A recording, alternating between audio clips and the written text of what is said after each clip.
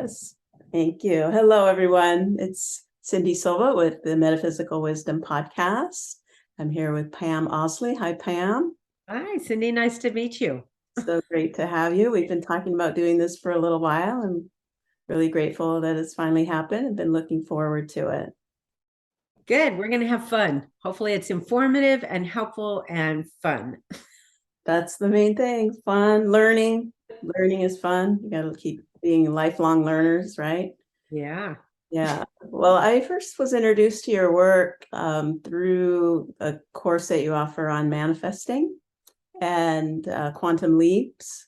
And I was attracted to one of your domains, aura colors. So I'd love to have you share a little bit with us about how this all came to be and what's your passion and what makes you come alive. What do you like to talk about that really lights you up? Oh, good. Little questions. I get it. So, how I got, well, my whole life has been about searching and seeing who we are and going past boundaries and want to know big truths, not just, how do I make a living? I want to know like the big questions. So I've always been that seeker, studier, anything I can get my hands on. And about actually 30, almost 30, actually 38 years ago now, I went to hear a psychic speak. And I walked in and he said, you get up here, you know how to do this stuff too. And I was like, what? No. Anyway, I found in front of the group that night, I found I was picking up very detailed information about people. So that was my introduction into the psychic realm. For example, I use this one a lot. Over to my right, there was a woman who I knew she was pregnant because for the first time in my life, I saw the spirit of a little girl standing next to her. I'd never seen that before in my life. Anyway, she didn't even know she was pregnant. She went to the doctor, found out she was pregnant, and she did end up having a little girl. Mm. That was first getting started. So I started doing intuitive psychic work. I don't know. I think there needs to be another word to it. Expanded consciousness. I started doing readings for people. And a year into it, I met a woman who could see auras, and she thought everyone could. She had synesthesia. If people know what that is, it's like, uh, they cross the modalities, like they can taste sound or hear colors, or it's a crossing of the five senses. Anyway, so she could see auras. I would bring her to Santa Barbara, where I live, to do workshops, and I discovered what she was seeing around people, the aura colors, matched with what I had been picking up psychically about people. Because I kept seeing a pattern with different people. And so I went, oh, that's a blue. Oh, that's a yellow. Okay, I get it. And so within a year, I developed the ability. Well, I'd already been able to tune into people, but within a year, I developed the ability to also see and sense auras myself. So that's been 38 years now. So I've been seeing 6 to 8 clients a day. I have 5 books out. I have my website, auracolors.com. I had my own radio show for 11 years, but each time it's like, okay, I did that. Now what's next? Now what's next? So part of what I do, most people find the aura colors first. There's a free aura color test and people can find out what their aura colors are. But what I've noticed, Cindy, or what I've realized with starting out with Barbara's work, the woman who got me started in the aura stuff, was that people emit an aura, they emit an energy. And in my view, the way I experience it, and some people experience it differently, I've met a lot of people that see the same things I do with the aura. So we're just starting with the aura stuff, but there's a whole lot of other stuff that I know. We can get into that. But I found that the 2 bands of color that are closest to a person's body, because we have lots of different bands of color from us, the outer bands change all the time, depending on what's going on with somebody at the time. So if they're angry, red shows up in the outer bands. But that's different than the 1 or 2 bands closest to the body, which in my experience don't change. They basically, the way I see it, is before you came to the planet, you had a plan. You had an idea, the theme you wanted to experience here, who you wanted to be, what you wanted to experience, what you wanted to do. And you left clues behind just in case you got here and forgot why you came, which is really easy to do with all the noise that's around us. So we left clues in our aura colors, our numerology, our astrology, our palmistry, our iridology. We left lots of clues behind so we could remember who we are. So the two colors that are around you reveal your personality, your life theme, and purpose, what careers you're going to be the most fulfilled in, how you are in relationship and what you need in relationship to be happy and fulfilled, even some of the other aura colors that are compatible with yours. It reveals how you see and experience money and success and potential health issues and how to stay healthy. Everything's revealed in those two aura colors. So I put together a book, the website, helping people. And the reason I feel like that's valuable is because it gives people permission and it validates who they've sensed they are inside. Because so many people have, had a feeling when they were a child who they were, and then that's gotten squished out of them or suppressed or trained out of them by parents or authority figures or society. So there are a lot of people out there very unhappy because they're in jobs or relationships or lifestyles that doesn't suit them. It's not their true colors. So one, understanding your aura colors validates who you are, gives permission to be who you are. It doesn't control you. It reflects back what you've been choosing, who you really are. And it also, Cindy, helps us understand each other. So once you understand somebody else's aura colors, and by the time you study these aura colors, it's so easy to recognize what somebody is. Like, oh, that's a tan. Oh, that's a green. That's a red. I get it. It's really easy. And then we can speak their language and validate and appreciate who they are instead of running around going, why can't you be more like me? Why can't you think more like me? So it helps with that.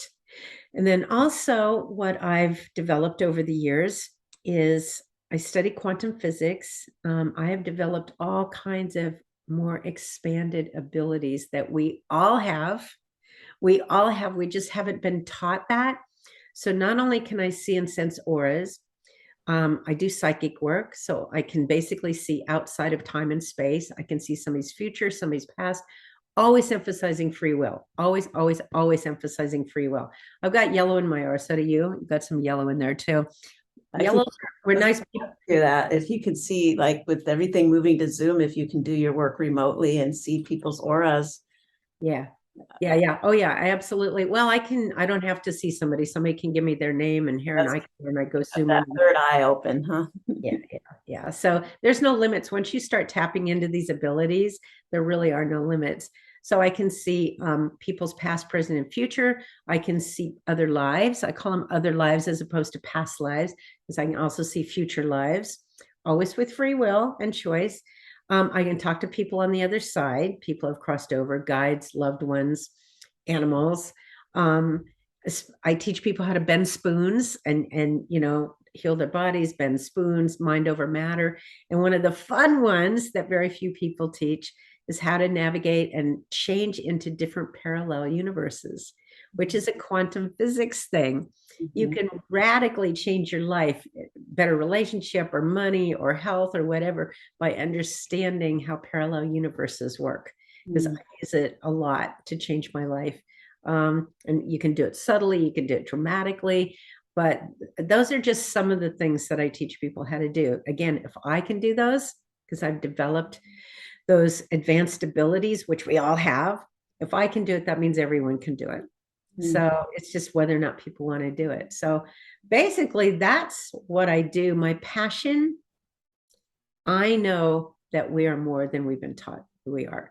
And my passion is to live that, is to show what's possible, it's to demonstrate it, and it's to help other people reach those levels if they want to, and show them how it's done, because I'm all about elevating and expanding our consciousness so that we can be happier and freer and really live a life of joy on this planet instead of like little worker slaves that are just struggling to survive.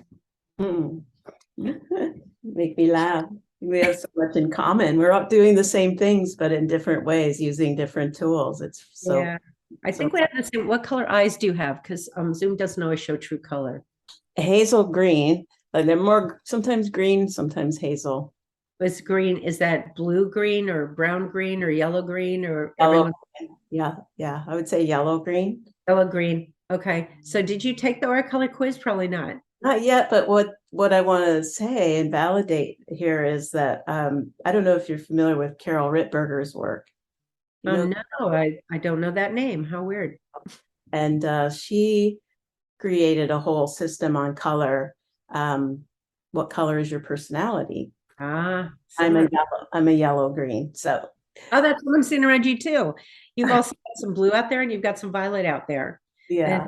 and when you're doing this show, you're being very violet. I can see the violet really flaring up. Mm, So that's cool that she's got a similar system, the color personality, because that's what it is. Your aura colors reveal your personality and then some. So yeah. that's Yeah. cool.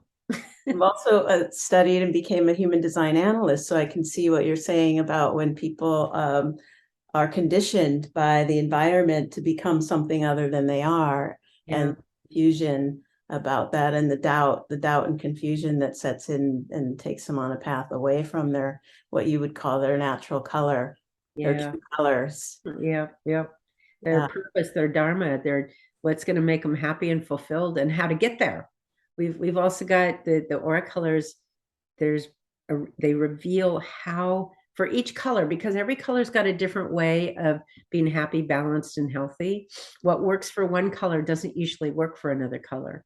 You Mhm. can't tell. Yellows need to connect with nature.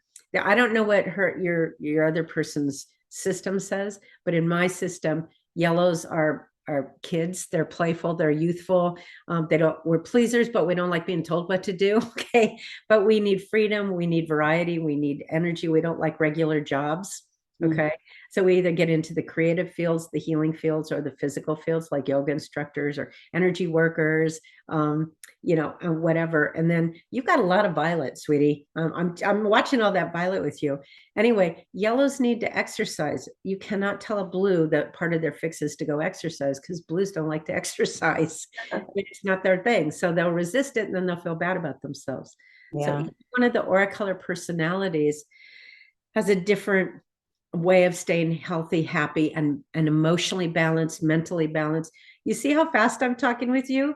That's because you have violet in your aura and some green. The green's not real big with you right now, not the green that I see, Mhm. but your violet is really big. Violets are visionaries, humanitarians. They feel drawn to make a difference on the planet. I see them either getting involved in the arts or the media, so they're writers and performers and actors and things like that, or they get involved in teaching or psychology. Okay, they need to help the masses. They need to reach the masses, or they get involved in causes or politics and law. Although yellows don't usually like politics and law, but violets feel this. They're independent. They don't like working for other people. They need freedom, but they always have to do projects and projects that match their soul. Violets are here to help change the consciousness. They're here to help improve the quality of life for people. Where the other colors that you've got, they're like, nah, I don't want to do that. I want to go have some time to myself. I want to go play. I want to do what I want to do. But that violet is still there with you. Does that make sense to you when I say that your violet's really, you have a lot of violet when you do this program? Mhm. Yeah, yeah, I'd say you're spot on. I didn't know that this was going to turn into a reading, but I'm grateful. Just to give people an example of the different aura Oh colors. no, I think it's so great. Like that's why we want to make it spontaneous. People will get a feel for how you work. But I would say you're right on all of it in the yellow aspect. I've been teaching yoga and Pilates for 25 years, and I teach Qigong. And in the violet aspect, I'm an Aquarian. I'm a humanitarian. I'm all about consciousness. So where you were talking about giving people more freedom, right, to be themselves. And my perspective on that is similar and a little different in that when I'm working with my clients, doing a human design reading or something with Qigong adjustments, it's to actually give consciousness more bandwidth through that person, Yeah. free the personality. I'm more interested in what's blocking the creative freedom of consciousness through this individual, because the more creative freedom consciousness has through them, the happier and healthier they'll be. So And it's affects the rest of us too. You've also got some blue in your aura, by the way, that I mentioned earlier. Blues are really good. They're teachers, counselors, and nurses. They're really good at helping people. Blues priority is usually spirituality and love, relationships, and being in service, helping people. It's funny. The reason I bring it up is blues and yellows both can do one-on-one with people. Violets want to reach more people. They want to reach groups. They want to reach the masses. So the blue and yellow could stay safe of doing one-on-one. And the violets are like, all right, as long as I'm making a bigger difference, or maybe I should write a book, or maybe I should do a program, an online program, so it can reach more people. So that makes blues, yellows, individuals, violets, groups, masses, more people. Yeah, I think, yeah, I like what you're saying. It all fits. And I also go back to the way I see it is like, it's more like consciousness recognizes the instrument and has this color or quality. So it says, oh, I can use this part of me to do this, where my personality isn't saying I want to go and do the big thing, right? I'm pretty introverted, actually. It's really, people really don't believe that, but it's true. Well, that's the yellow. Yellows and blues can be introverted. Violets somehow feel a need that they've got to help change the consciousness here or improve the quality of life for people. That's a violet thing too. It's transpersonal. Yeah, yeah, yeah. Fun. Yeah, that's fabulous. Thank you for this. Really excellent. And you've been working on this online program. I want to know, like, how, I know you have a lot to say about the future of the planet. And I really felt like with the pandemic and everyone going on Zoom, it was like a quantum leap of connectivity for consciousness to find itself across the globe without the limitations of what we're limited to in traveling, right? But to be able to travel instantly across the globe through this type of medium. Yeah. So I'm curious about that, how consciousness seems to be moving more towards these less restricting forms of connecting to itself. And then what you were sharing with me earlier about the future of the planet, what you see. Well, first, let me start with I'm going to say this. In 2019, I felt something really big coming. And I'm an optimist. I'm positive. I don't go into fear modes at all. I felt something really big coming and I went, wow, wow. And I went, I'm in California. It's like, okay, is it going to be a big earthquake? No, it's going to be multi-continent. It's like, what in the world? Are we going to be attacked? What? Anyway, when the January 2020 came around, I went, oh my gosh, it's right here. It's right here. It's like, what's happening? I can feel it right here. As soon as COVID happened, there it is. That's what they were showing me. That's the big thing that was going to affect the planet. Now, the purpose for COVID first was to get people to stop running around, being crazy, go inside, connect with who you are. See how everyone's like, okay, go home, stay inside, don't go out. But it was meant to get us to stop, to go inside and connect with our heart and soul, to realize who we really are. And I was doing readings at the time for 37 years, and so many of the clients called up and went, okay, I don't want to go back to work now. I don't want to go back to that job. Now that I'm home, I'm realizing how much I don't like it. It's stressing me out. I want to do what my heart and soul are calling me to do now. That was the purpose behind COVID first, was to get everyone to stop and go inside. Now, some people did that and they listened, and other people went into fear and resistance. And no, it's not real. It's a trick. No. They just went into fear. So we're obviously not done with our work yet because we still have the old and the new fighting each other. So that was the first purpose. I agree with you. The whole reason violets created the internet. Violets created this because violets are the visionaries, the future. Steve Jobs is a violet yellow. Bill Gates is green with some violet. But anyway, the whole internet, that communication created the internet in the first place, set it up so we could start doing this networking. Now, you probably know this. We're going to get to the point where we will not need technology to connect with each other. We're headed for telepathy. We're headed for telepathic communication with all of us. We kind of get it already. I mean, there's lots of science out there going on right now to show that the global brain or the global consciousness can affect the technology. We don't need to get into all those, but they're doing experiments. every time something big happens, they do. I don't know if you've heard this, the random number generator, where they've got computers all over the place and they measure when something big happens that it's not random anymore. There's a big spike in it. And so you know that when Princess Diana died, it wasn't random anymore. It spiked on the computers. People can go look this up, the random number generator. And hours before 9/11 hit, the towers hit, it spiked. Hours before. And then once the planes hit, it was spiked up even more. So it shows we've got a consciousness that's all connected. So that's to me, the benefit of technology right now. And it's a good thing we had that then, because when the last one hit 100 years ago, I mean, they didn't have that kind of technology. So nobody really knew what was going on. Now we have instant connection. Now they're showing, you want me to tell you what I'm being shown of where we're headed? What's going on? Okay. So first of all, I'm going to sidetrack because they showed me a big picture. I got very concerned about all the divisiveness that was going on the planet. I mean, I've never seen it so them against us. I mean, so divisive, right? I went, what is happening? Why is it like them against us so badly? And they showed me this image. When I say they, I get downloads, I get guidance from the other side, source guides, whatever you want to say. They showed me an image of a cell. And you know, when a cell's ready to grow, it divides. And then it divides again and it divides again to become a bigger entity. It turns into a bigger entity. So somehow this is going to lead us into something big. So this is what I was shown, that we're headed for a new renaissance. And we've gone through this before, where we had the Dark Ages, and during the we had the fall of the Roman Empire, and then it led into the Dark Ages, where we had a pandemic.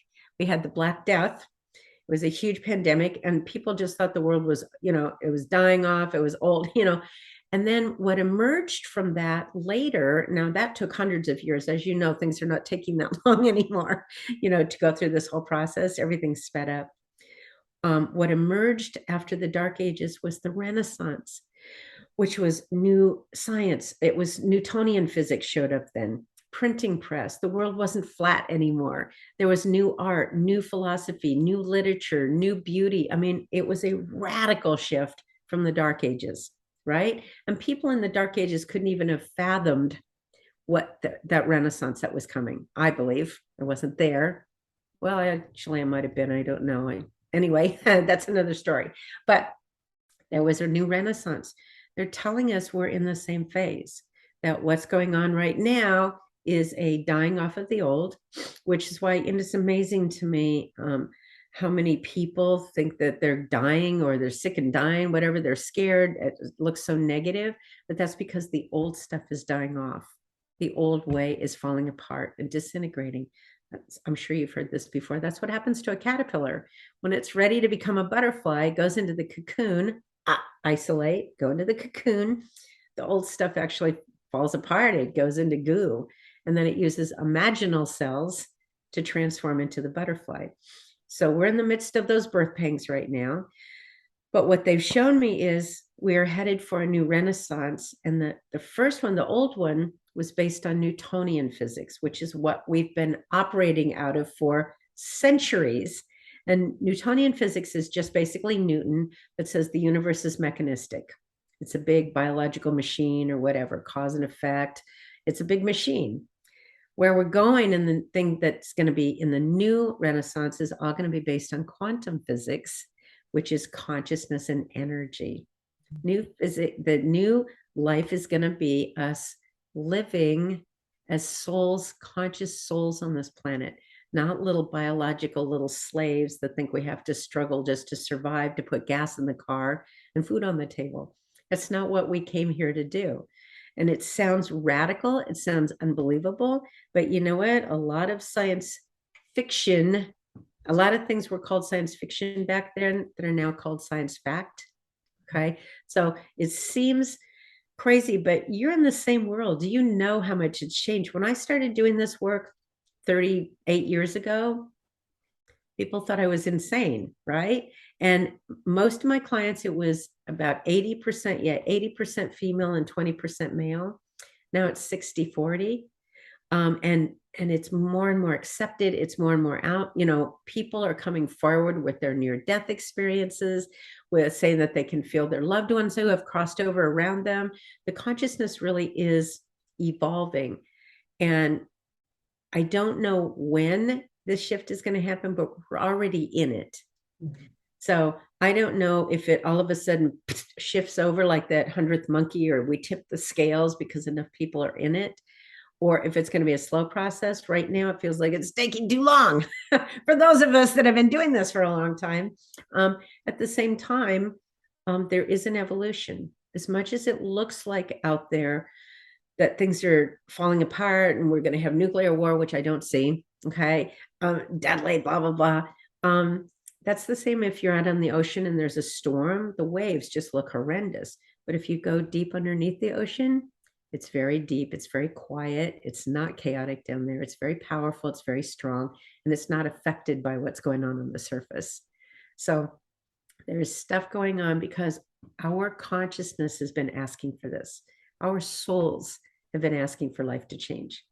All of us know there's something wrong with working like this and struggling. It wasn't supposed to be like this. And that's where we're headed.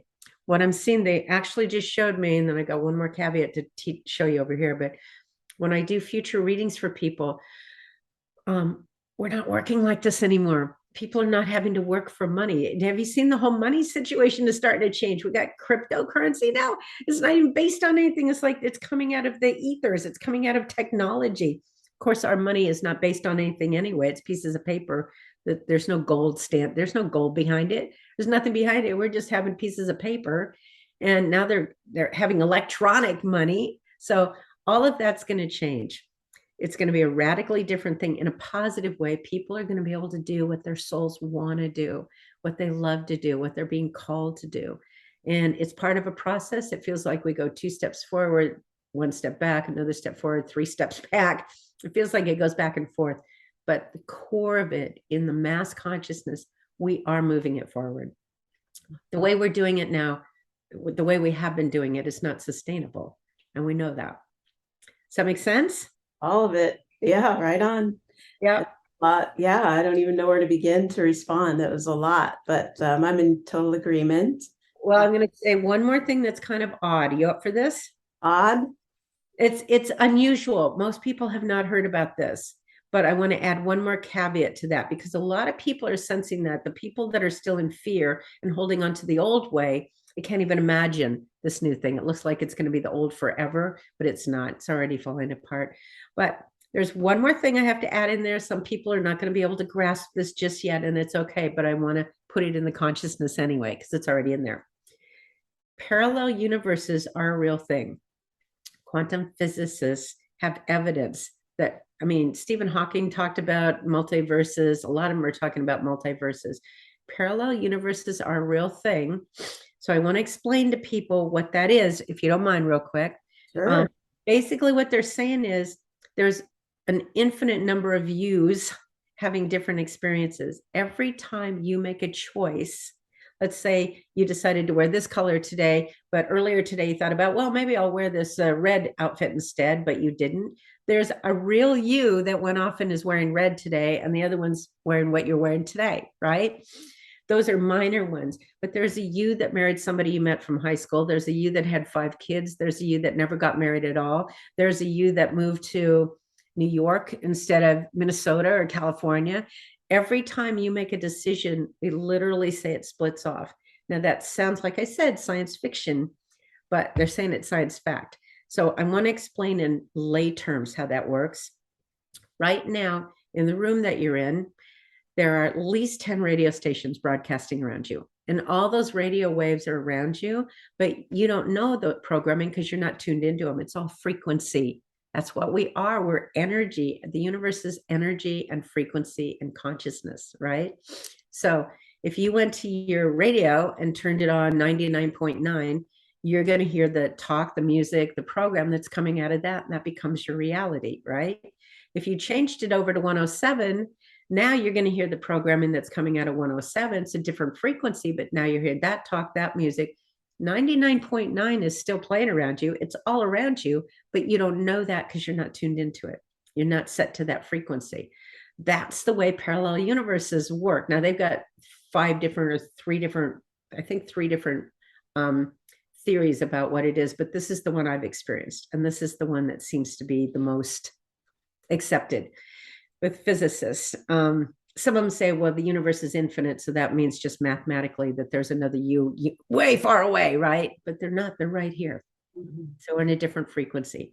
So that means all the yous that you've chosen to be are right here. That means all the other lives that you've had are right here. They're just in another frequency. That means all the people that have crossed over, they're still alive. They're just in another frequency, which is why I can talk to them. Mm-hmm. Now, the way that you go into different universes, it's all free will. It's your choices. It's your thoughts and your emotions that shift the frequency that bring you into another reality, another parallel universe. I believe that's why people have spontaneous remission. They're dying of cancer and they're not. Anita Morjani, great example, mm-hmm. right? Riddled with cancer, died from cancer, comes back from a near-death experience, no cancer in her body at all. So, and I've changed relationship status because of it. I've changed financial status. I've been able to manifest traveling to places that I wanted to go by going into different universes. People need to know that's true. Just like we know how to change the channel on our TVs. We know how to change the channel on our radios or our cell phones. It's all frequency. We know how to do that. People don't realize that we can do that with our lives because they think there's only one reality. Just like we used to think there was only one continent and one planet and one solar system and one galaxy. Now we know there's millions of them, but we don't experience that yet. So for people to change their lives radically, they just need to change their thoughts, their beliefs, and then the emotions go with them, which is all the frequency, and it changes.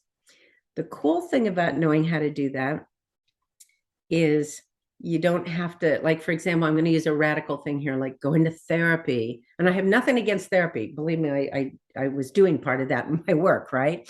And therapists have a lot of value and healers have a lot of value. But rather than go and have to deal with, oh my gosh, I have to deal with the trauma from my childhood and forgive this person and deal with this and you know, come to terms with this, you can just drop that parallel universe and shift into another one where it's none of that exists anymore. It's all different. It's all different. So it's quicker, it's more fun, it's easier, and less people want to go through the experience of going through that exercise or that drama, whatever. It doesn't matter because we're here for the experience anyway. I'm just wanting people to know they have a choice. Mm-hmm. We can still, I'm going to jump to some, are you okay that I'm just jumping around like this? Yeah. Okay, good. You heard Deepak Chopra talk about 5 levels of consciousness, and this is how that works. Let's say you have the desire to have ice cream. Mm-hmm. So in level 1 consciousness, you have to go out, get a job, apply for the job, get accepted for the job, work at that job for a while, then finally get the paycheck, then take your paycheck, go cash it, get in your car, drive to the ice cream store, give them your hard-earned money, and now you get the ice cream, right? That's level 1, and that's Newtonian physics, and that's where most of us live, mm-hmm. right? It's physical, hard work. Level 2, and I'm sure, Cindy, that you've had these experiences. I have them a lot. You have the desire for ice cream, and a friend stops by and goes, I was just in the neighborhood, and I was just at the ice cream store, and I thought about you. It's like, hey, you want to have some ice cream with me? Mm-hmm. I had that experience of synchronicity. Mm-hmm. That's level 2. Level 3, you have the desire for ice cream. You go to your freezer, you open it up, and there's ice cream in there, and you go, I don't remember buying ice cream, but there it is in my freezer. Mm-hmm. Had that experience before, I'm sure. I have. Level 4, excuse me. Level 4, you have the desire for ice cream. You open your hand and it's there. That's real high level Christ consciousness, expanded masters, whatever you want to call it. Okay, level 5, you have the desire for ice cream and you realize you and the ice cream are one. That kind of is like, that can be taken as, well, but I know I'm one, but I want to have the experience of tasting it and eating it and do something for it. Or it can be, well, if I'm one with the ice cream, I can manifest it instantaneously and have the ice cream right here. It's level 5. I have yet to do 4 and 5, but I'm focused. I would love to do that sometimes because there's more freedom, there's more fun, there's more ease. And I believe that's where we're going is more fun, more freedom, more ease. Grace and ease is where we're headed. So here's the key though. Sometimes we want to do level 1. We want to go through I want to row my boat out in the ocean, or I want to, ride my bike and see if I can make it up that hill. So we want that physical experience of, God, look what I accomplished. Look what I did. There's nothing wrong with that. I just want people to know they've got a choice, because some of the stuff we're doing is too hard. So having said that, now coming back full circle, the future that we're headed for, the one I just described, is the one that I'm in right now. And you're in that because you and I are talking right now. So you're choosing to align with that universe too. But there are people that are going to choose to align with the universe where it doesn't end up that way, because there are infinite number of parallel universes. The physicists are actually saying, and people can look up David Deutsch if they want. He's one of the world famous quantum physicists. He's not spiritual, but he has done a lot of research. He says, even if you die in one parallel universe, you don't necessarily die in all of them. So they're still alive. But they said there's one universe that exists where we didn't win World War II, and we're all speaking German now. There's a universe that exists that Bay of Pigs didn't go well, and the world blew up. We had a nuclear attack, whatever. So all those universes exist. All right. So the one that you're going to experience in the future is the one that you believe in, the one you align with, where you put your energy. That's the one you're going to experience. Mm-hmm. Does that make sense? Yeah, totally. Anyway, that's my story. Yeah, have a sip of water. Yeah, thank you. Thank you for that, Pam. That's fantastic. We just packed in so much in this time together. I'm totally on board with parallel universes and have learned it in a little bit different language, but there's lots of different teachings on it, right? Mm-hmm. Is one and talks about like we exist on these different planes. Mm-hmm. And I often refer to it like being a sensitive, right? We're tracking information in subtle dimensions, right? So we could say people that are futurists, they're not really tracking the future because it's here right now. It's just in a subtler form. Yeah. So what you're saying is to master the ability to change channels, to shift your reality by identifying with these subtler versions of you that exist. Like right now, you say you want to get to level 4 and 5, and my feeling is you're already there. You just have to learn how to dial in and have that direct experience. Yeah. Consciousness is having an experience through us, and it doesn't judge experience as good or bad. It's just collecting data on itself. Yep. And we want to give consciousness as much freedom to collect data on itself. Sometimes that means going into level 1 and struggling, and that's not bad. It's just information, and it's all useful. So sometimes we have to dig into level 1 to be able to reach level 4. Yeah. It's all experiences. Yeah. It's all experiences that add to the consciousness, that add to the one, the source, whatever. We're having, consciousness is having experiences. And so the key is to enjoy them, just what you said, and not judge, because consciousness, the source, doesn't judge the experiences. It's expanding with them. Mm-hmm. Yeah. So my feeling is about this, what we could call a dark age, let's say, where like someone like Carl Callahan wrote about this, how as we go through these different cycles, and like we talk about a Renaissance period, during the last Renaissance, the human form was operating equally out of the left and right sides of the brain. Mm-hmm. And we've really gone to the left side of the brain. And so we're lacking that dynamic of the yin and yang. Yeah. And, that holistic laboratory, let's say, for experience, and to have both the left and right side of the brain working and making our decisions from a holistic perspective, then of course we would include these other dimensions. So that is what I feel like we're moving back towards, that balance of the left and right hemisphere, another Renaissance period of creativity. And as you mentioned, the fall of the Roman Empire.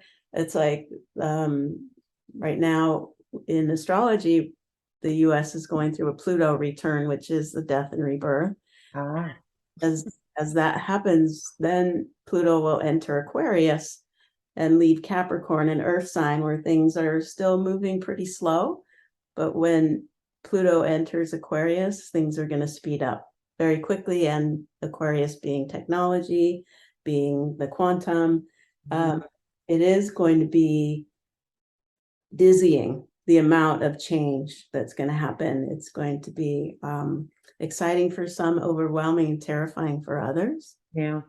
But the key, I think, is like what you're offering us, is to trust life, to trust consciousness, to trust that whatever created this planet, all these different forms, consciousness knows what it's doing as it evolves. And you say, like, going through from being the caterpillar to the butterfly, it's dark in that cocoon. It's tight, it's scary, it's confusing. But if we're trusting, we don't need to know the outcome. We can relax. And when we relax, chi or life force energy flows through us. But when we're afraid, we tighten up and there's no flow and we don't get the information that we need. Yep. I feel like it's about relaxing. Yeah. And I agree with you. Trusting source, trusting our own souls, trusting that consciousness knows exactly what it's doing. And when people go, well, it feels like we're going backwards, with things that are going on right now, the image that I saw was pulling a slingshot back, pulling it back, and then ping, it goes forward. So the fact that you said that it shifts into Aquarius and then things are happen really fast. Yeah.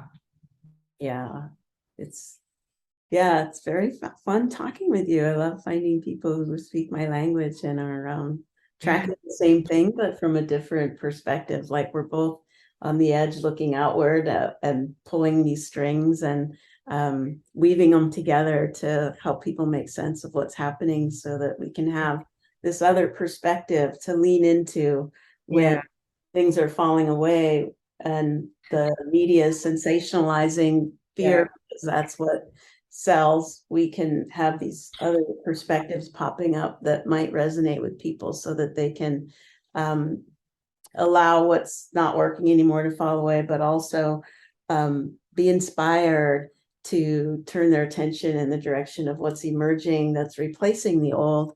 Because the big picture to me feels like consciousness is expanding through all forms, even trees and birds and animals and streams and mountains. That's all different forms of consciousness. And when consciousness is expanding and it bumps up against resistance and obstacles, it meets that and pushes, stretches, right? So everything's being stretched.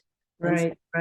Some things are going to be able to survive that expansion. They will collapse, but only to be rebuilt in a more flexible form. Yeah, I see. Yes, absolutely to all of that. And I see the universe that I'm creating is a reflection of what's going on inside me, my thoughts, my beliefs, my own fears. So when I see resistance and fear out there or imbalance, I know there's something still in me that's got fear and resistance and imbalance. And so then I'm going to see it in my outer world. So rather than go out there and try and change the movie screen, I go in and change what's going on in the projector, right? The film I'm feeding into that. So then the outer world shifts as I shift, because, and I've when I had my radio show and lots of other interviews I've seen from people who have near-death experiences, one, they basically say we're creating our own worlds, we're creating our own reality, we're creating our own universe in mass, but also individually. And they also say that all those lives that we've ever had, they're all existing simultaneously, because there's no such thing as time out there. So we're having lots of different experiences to expand the whole, to expand consciousness, to expand all the experiences, just what you said. So it's interesting times, it's challenging times, and it's fun. I mean, people, if we're gonna strengthen our muscles, you go to the gym, you work against resistance, so you strengthen your muscles, right? So they are challenges, but they're opportunities for us to handle it a different way, to see things from a different perspective. And I feel like we've got mile markers. The fact that when Ukraine got attacked, the whole world didn't jump into World War III. They didn't. They went, wait. We got to do this differently this time. To me, that's a mile marker that the consciousness is different. Mm. You know, and again, if we pull the slingshot back and it'll go, right? Or if there's division, it's turning into something bigger. Mhm, Me mhm. in a positive way. So you see how I'm choosing to see everything that's going on from the perspective of positive growth. There's Right. some reason for this because we're asking for it. We're asking for growth and freedom and joy and ease. We're asking for this higher level of consciousness. So I believe that's what we're getting. Yeah, consciousness is demanding it. It's evolution. Yeah. Yeah. And two, also just to share, like, if there's fear and resistance, that's part of it, right? Like to honor those limitations, because just like in our body, if we're going to stretch and we can only go so far, we don't want to push and force, because that limitation is what's holding our body together, right? There's a lot of people that go into the circus and they're pushed beyond their normal capacity as young children, and they develop these incredible abilities, to move their body in ways that are unhuman like. And then as they get older, they have a hard time staying together. They're always having to be put back together by chiropractors or physical therapists. So yeah, we want to stretch in a way that our capacity isn't being shrunk over time, Yeah.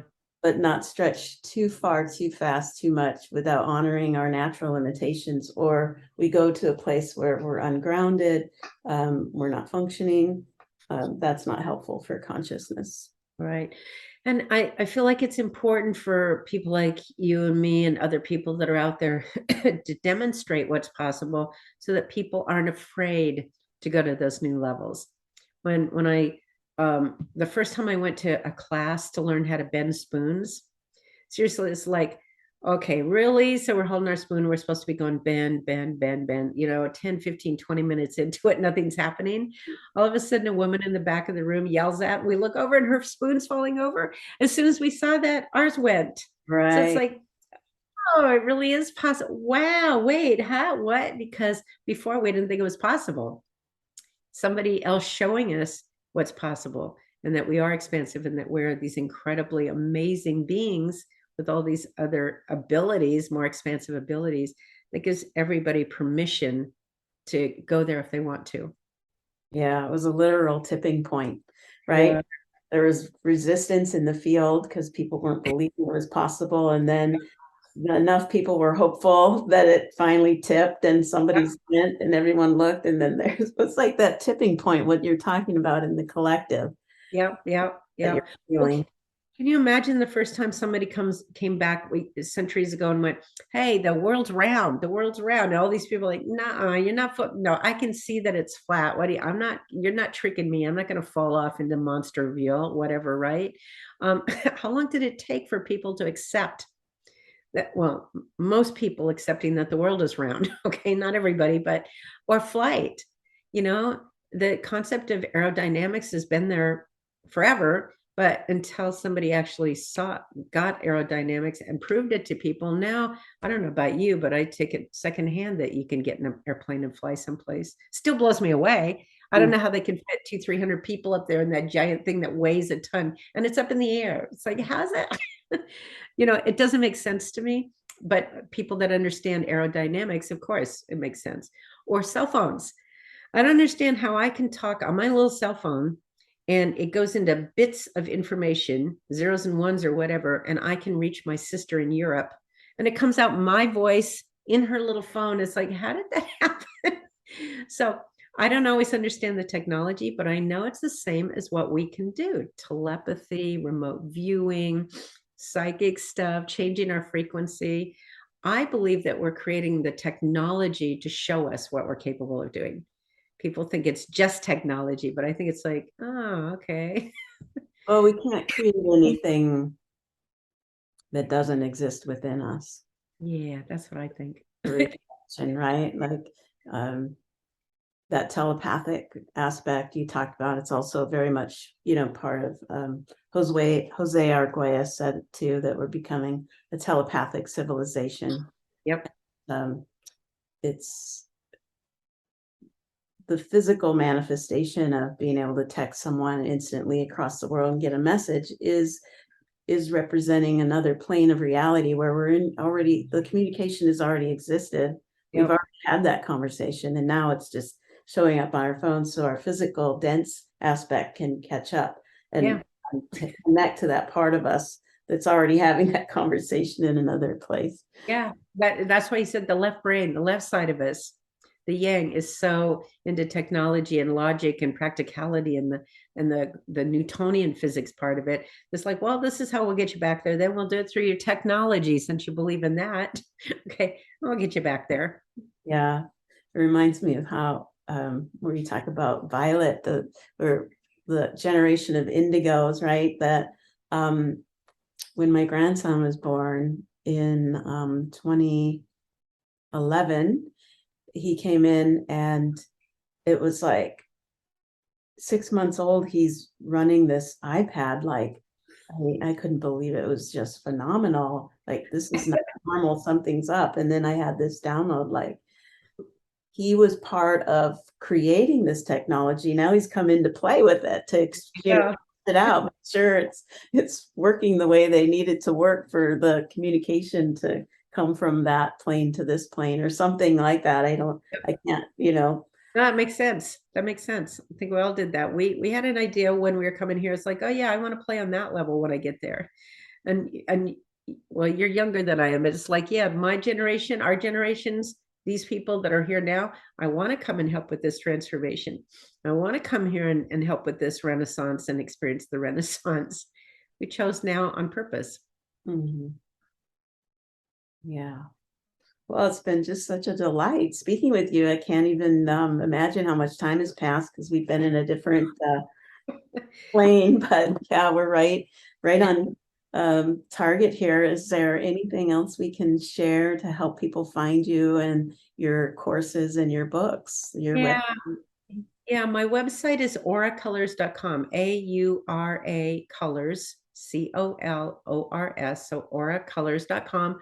All my courses, my books, I've got 5 books out there, really cool ones, especially I just wrote my first fiction book. All the rest are nonfiction, but this story came through me in 4 days, and I think you will enjoy the story. Anyway, my books, my courses, the free Auracolor quiz, videos, written stuff, free videos, all kinds of stuff on auracolors.com.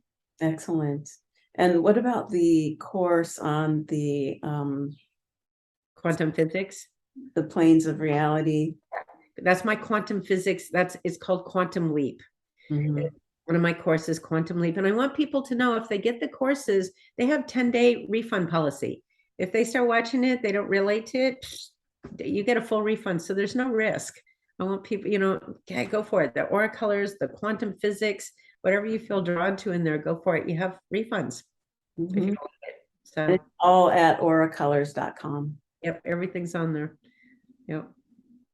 Well, I'm just so glad that we finally made this happen. I've been anticipating it for a while, and I'm so grateful that you made time. I know how much you're in demand. People are really ready for what you have to offer, and I'm grateful that your life's work is being recognized and your wisdom is being distributed, and it couldn't be more timely. Yay, thank you. And thank you for having this type of and this level of conversation. I love this level of conversation. So I appreciate that you're out there putting this out in the ethers, in the airwaves, and visually, and people are learning it. So thank you for what you're doing too. My pleasure. Thank you, everyone, for tuning in. Until next time. Thanks again, Pam. Thank you.